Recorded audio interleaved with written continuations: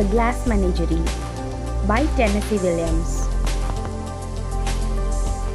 Tennessee Williams, famous American playwright, 20th century American drama. Thomas Lanier Williams III, March 26, 1911, February 25, 1983. Pen name Tennessee Williams. The Glass Menagerie, 1944. A Streetcar Named Desire, 1947. Cat on a Hot Tin Roof, 1955. Sweet Bird of Youth, 1959. The Night of the Iguana, 1961. The Glass Menagerie, a memory play.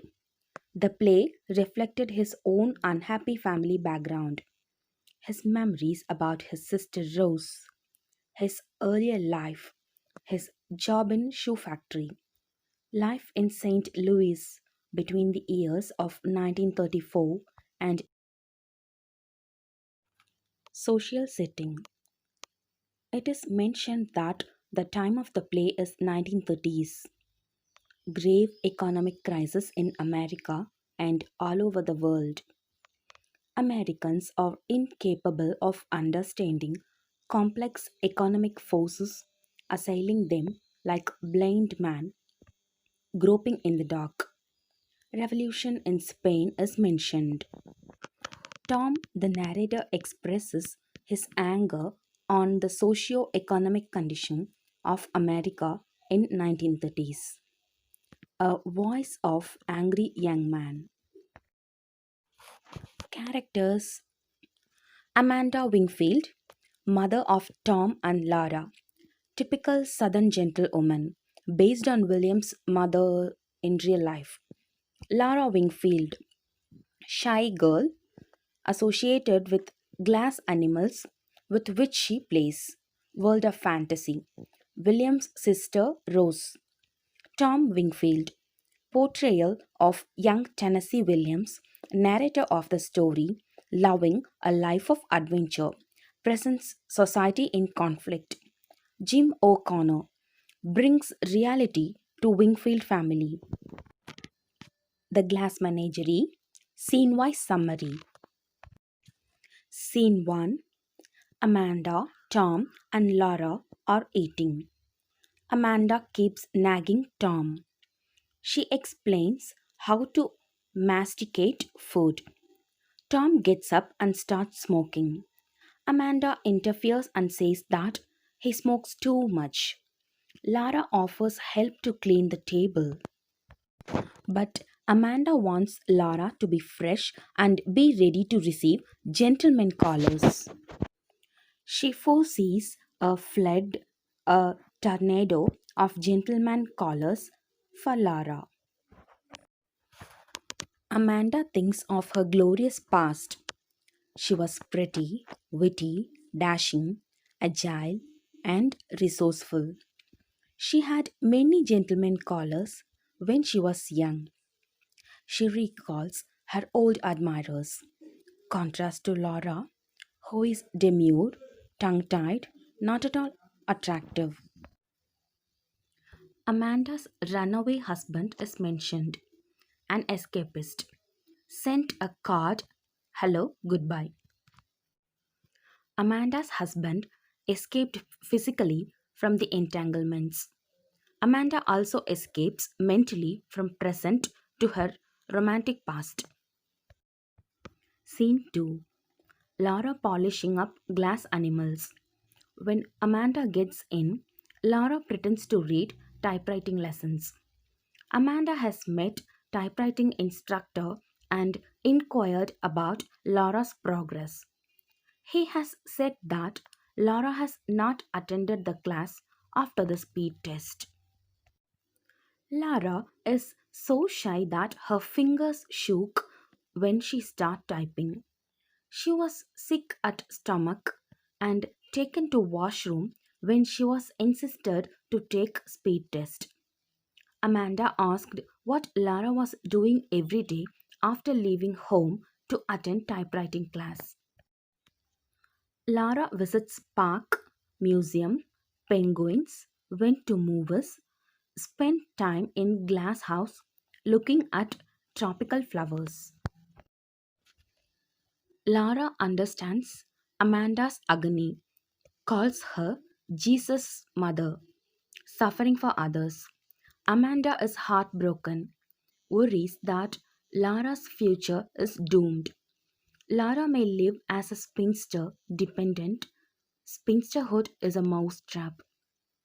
Humility throughout life. Lara remembers her male classmate Jim, how he would be a great orator. Jim used to call her Blue Roses. When she was absent to school because of pleurosis, Jim asked her for the reason. He could not pronounce pleurosis. He said blue roses and used to call her with that name. He was engaged to Emily Masenbach 6 years ago. Lara does not know whether he has married her or not. Amanda is happy that Lara is capable of attracting young men. She hoped that Lara would hook a rich man and would settle in life. Lara says that she is crippled. It shows her inferiority complex. Amanda encourages that Lara would develop into a charming, vivacious woman. Scene 3. Tom's narration about his mother's obsessive efforts to get Lara married. Amanda wants to make some money to get Lara married. She calls her friends and insists to subscribe magazines so that she can get commission. She mentions that an interesting story is going to be serialized in the magazine. Tom is angry that she has no taste for first rate literature. Amanda condemns Tom reading D.H. Lawrence. According to her, Lawrence, diseased mind, filth. She has returned the novels to library. Tom scolds her for returning novels without his knowledge. Tom has been enraged. He has been slaving in order to support the family. But Amanda was not thankful for him. She has not even allowing him to sleep in the mornings. He does not like her advice, rise and shine. Tom is an artist, a budding poet, but works in a warehouse of the Continental Shoemakers. His job is dull and he is frustrated. He goes to movies and comes home late. Amanda tries to control his movement. He is infuriated and tells lies that he is leading a double life. He is working in warehouse in the day. He is a bandit and a murderer at night. His house is going to be blown by the dynamite set by his enemies. His mother, an old witch, is also going to be blown by that dynamite. When Tom refers Amanda as a witch, she is hurt. She tells that she would not talk to him unless he apologizes to her. Tom, in anger, throws his coat, which falls on glass animals. Tom escapes from monotonous job, soullessness, to film's illusion of adventure. Tom returns home in early morning. He is in drunken state. He explains his experience in the theater to Laura. A magician has changed water into beer and whiskey and invited the audience to taste them. When no one is willing, Tom has gone to the stage and tasted the liquor. When magician nailed a man into coffin, he has come out of it without removing the nails. He wonders whether it is possible. His father's photograph lights up as if he knows the answer. His father has gone out of the coffin like life.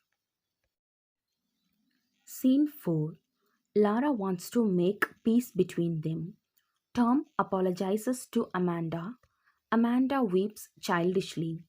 Amanda says that it is uncharitable to call her a witch. She has a heart to heart talk with Tom. He goes to films as he isn't fond of adventure. His job does not satisfy his instinctive love of adventure. Amanda says that a man should rise above his instincts. Tom is again angry. Amanda calms him down. Amanda asks Tom to bring any gentleman to home for his sister. Amanda asks Tom to bring any gentleman to home for his sister. Tom unwillingly agrees. Amanda contacts a friend of hers and asks to subscribe a magazine called Companion. From this scene, the gap between Amanda and Tom seems to be unbridgeable.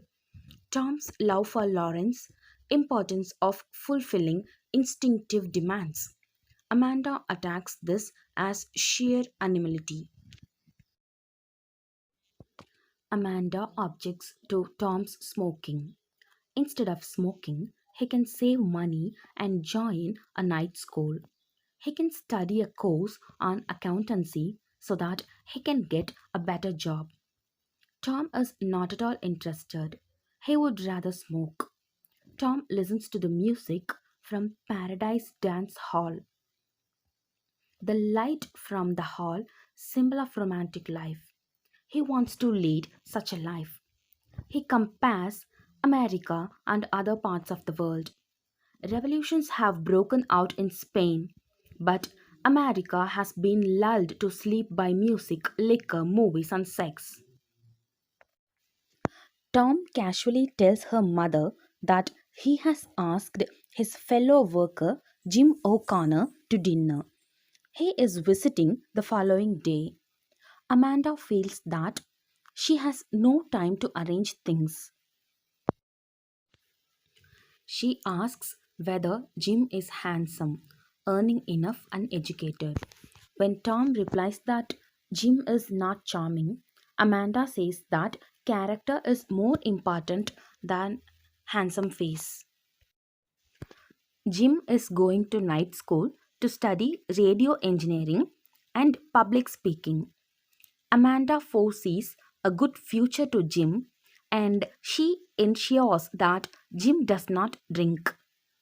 Jim earns $84, much more than Tom. Tom wants Amanda not to expect more from a casual visitor. Not all meetings would end in marriage. Jim does not know about his sister. Lara is not attractive. She is crippled and eccentric and fondling toys. Amanda brushes aside all his doubts. Tom goes out to see a film.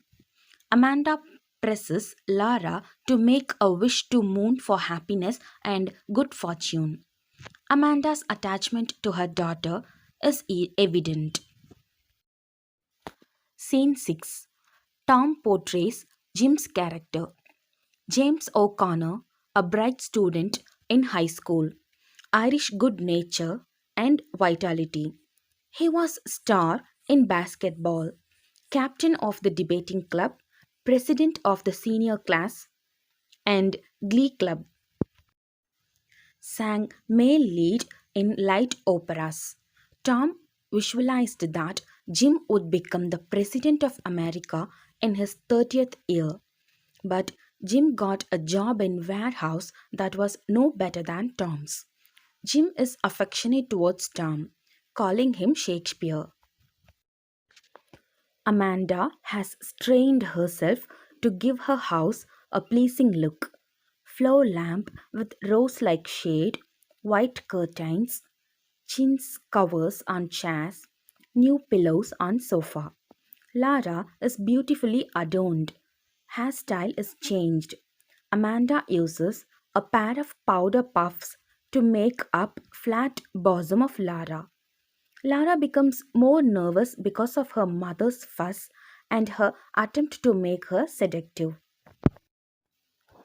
Amanda dresses herself as a young unmarried girl, yellowed voile with a blue silk sash. Her favorite dress, one catwalk twice at Sunset Hall, attended Governor's Ball in Jackson. Amanda recollects how she wore that dress on Sundays to please her gentlemen callers. Her passion for jonquils, her gentlemen callers would collect all jonquils on the way. She recalls her love for a gentleman and how she married him. She stops her narration at this point. Lara is shy to meet her old friend. Amanda asks Lara to answer the call at the door. She plays Victrola loudly to cover her confusion. She is forced to open the door and let the guest in. Jim shakes hand with Lara and observes that her hands are cold.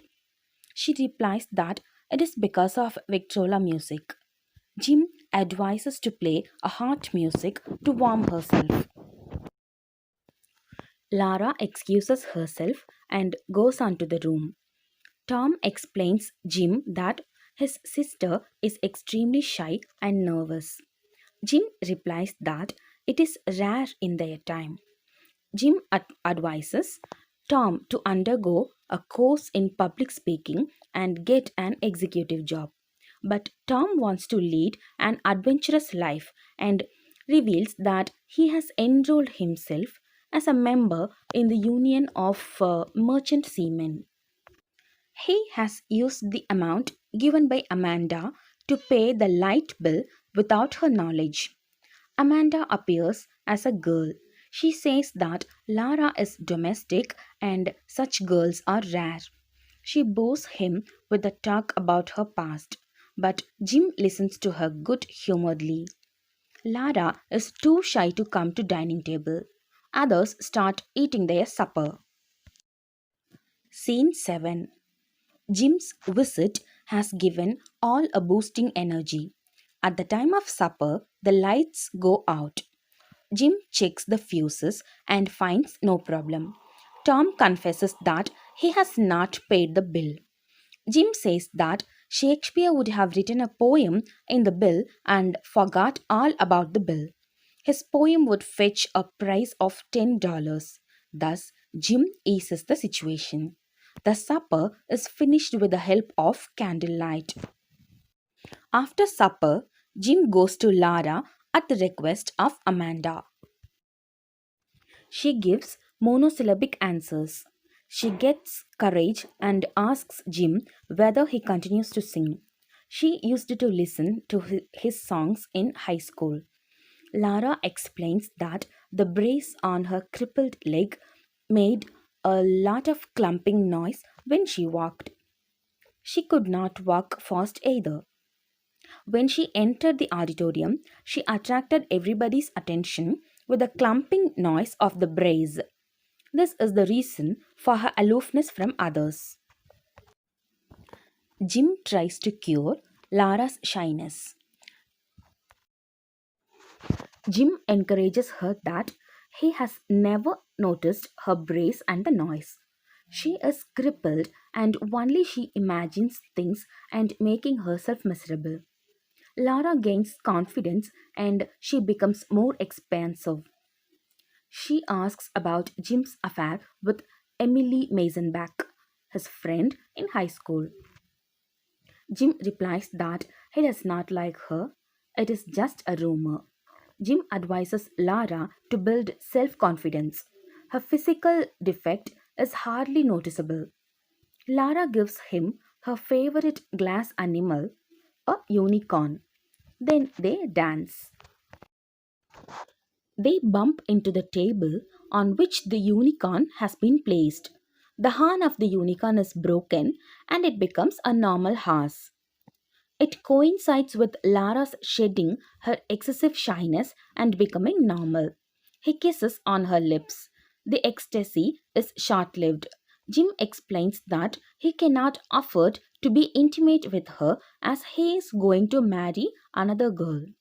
After Jim goes away, Amanda scolds Tom for bringing in a man engaged to some other girl. Tom says that he does not know about his engagement.